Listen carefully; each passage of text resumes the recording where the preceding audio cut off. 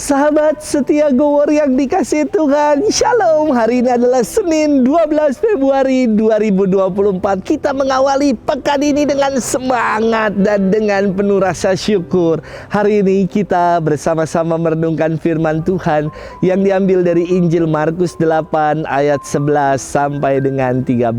Mari kita siapkan hati kita. Haleluya, haleluya, haleluya. Aku ini jalan kebenaran dan kehidupan, sabda Tuhan. Tiada orang dapat sampai kepada Bapa tanpa melalui aku. Haleluya, haleluya, haleluya. Tuhan bersamamu dan bersama rohmu. Inilah Injil suci menurut Markus. Dimuliakanlah Tuhan. Sekali peristiwa datanglah orang-orang Farisi dan bersoal jawab dengan Yesus untuk mencobai dia. Mereka meminta daripadanya suatu tanda dari surga. Maka mengeluhlah Yesus dalam hati dan berkata, "Mengapa angkatan ini meminta tanda?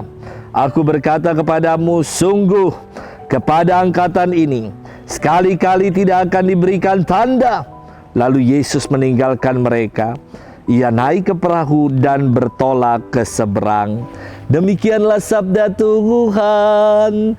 Terpujilah Kristus. Sahabat setia Gowor yang dikasihi Tuhan, Shalom. Pasti rasanya sebel ketika kita sudah memberitahu sesuatu yang baik, namun yang diberitahu keras kepala alias ngeyel dan tidak mau terima. Ketika saya tugas di Papua, saya punya 12 anak asrama.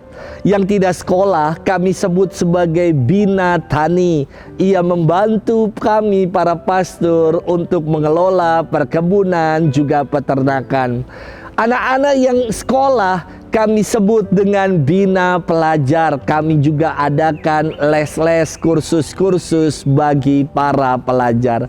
Namun dari 12 anak ini ada satu anak yang susah sekali kalau diberitahu. Ia berlaku seenaknya sendiri. Bangun siang, disuruh kerja males. Tugas yang diberikan dilalaikan, hingga suka keluar tanpa izin. Akhirnya, memang anak ini keluar dari asrama karena tidak betah. Saya hanya berkata, memang selalu ada dalam hidup ini Yudas Iskariot yang mengkhianati meski sudah dicintai.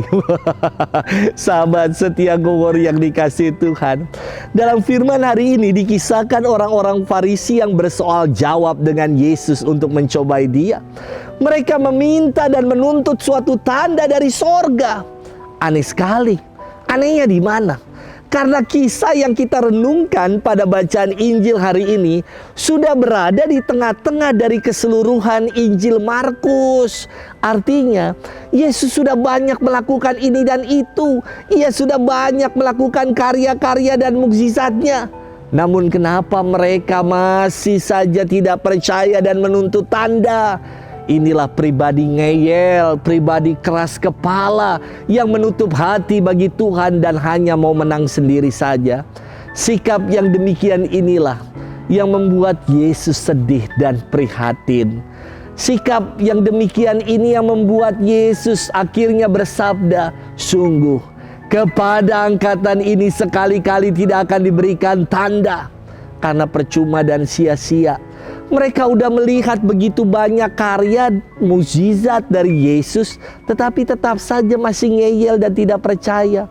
Maka dikisahkan Yesus meninggalkan mereka dan bertolak ke seberang.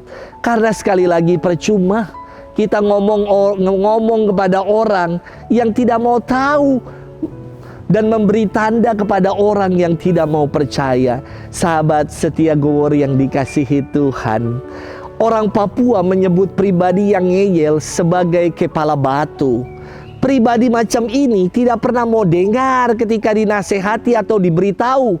Mari kita jadi pribadi-pribadi yang mau buka hati pada Tuhan. tidak banyak menuntut tanda dan memaksa Tuhan melakukan ini dan itu untuk kita.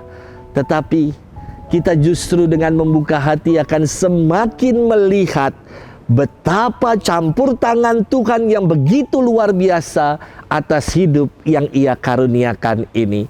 Hingga akhirnya kita selalu mengucap syukur atas kebaikan Tuhan yang kita alami setiap hari. Selamat bermenung. Tuhan memberkati kita selalu dalam nama Bapa dan Putra dan Roh Kudus. Amin.